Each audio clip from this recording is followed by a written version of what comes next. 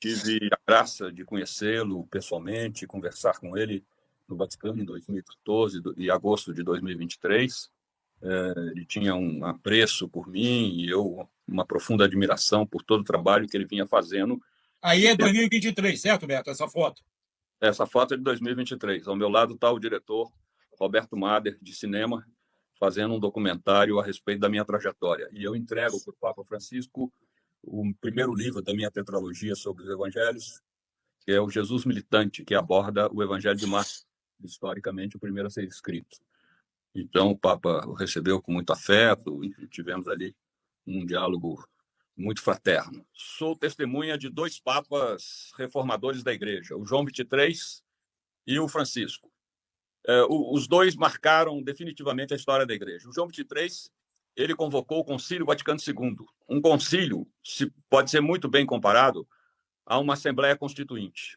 E o Francisco, durante os seus 12 anos de pontificado, convocou vários sínodos, que pode ser comparado a uma reunião do Congresso Nacional, né? Senado e Câmara juntos, para implementar as decisões do concílio. O concílio ocorreu entre os anos de 1962 e 1965, mas muitas decisões importantes ainda não foram implementadas na Igreja. Por quê? Porque tivemos papas de moderados a conservadores que precederam o Francisco, especialmente os 34 anos de pontificados conservadores de João Paulo II e Bento XVI.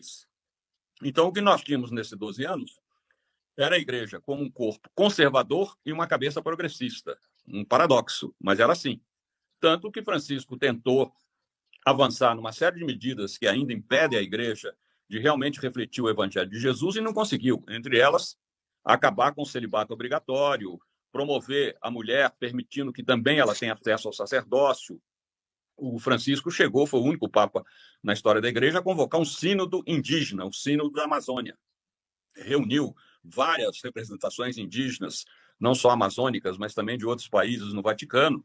Isso causou um grande escândalo a cardeais, principalmente dos Estados Unidos, porque os indígenas celebraram os seus ritos, das suas tradições religiosas, nos jardins do Vaticano. Isso causou indignação aos bispos conservadores, dizendo que aquilo era magia, que aquilo era incompatível com a doutrina católica. O Francisco nem se importou com essas críticas. Eu acho que ele já esperava que isso iria acontecer. Mas ele queria que ali fosse aprovado o fim do celibato obrigatório.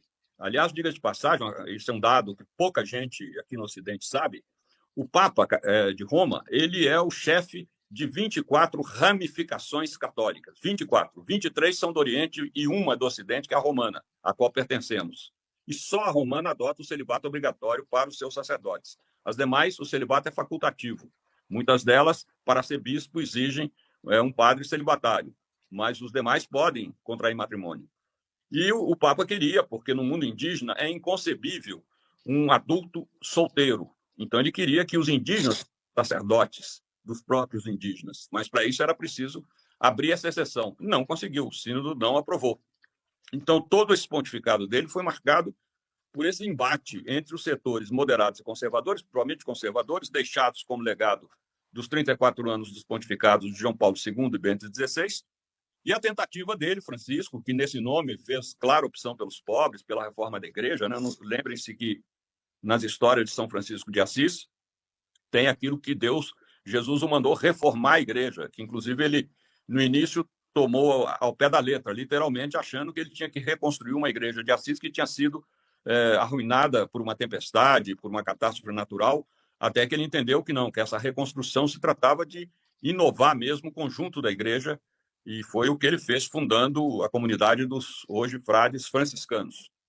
Então, além da questão da defesa da natureza, que é muito marcante, tanto em São Francisco de Assis, quanto no Francisco, o primeiro Papa a fazer uma encíclica em defesa da preservação ambiental, né?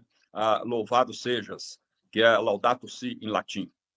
Então, Francisco tentou, de muitas maneiras, fazer avançar a Igreja, conseguiu, em alguns aspectos, como, por exemplo, a obrigatoriedade de todo sacerdote aceitar o batizado de filhos de casais homoafetivos e também a permissão de que os sacerdotes abençoassem os casais homoafetivos, não propriamente reconhecendo-os como matrimônio canônico. Aí tem uma limitação que ainda não foi superada, né? Porque o casal heterossexual, sim, aí a bênção é canônica, é um matrimônio reconhecido como sacramento na Igreja.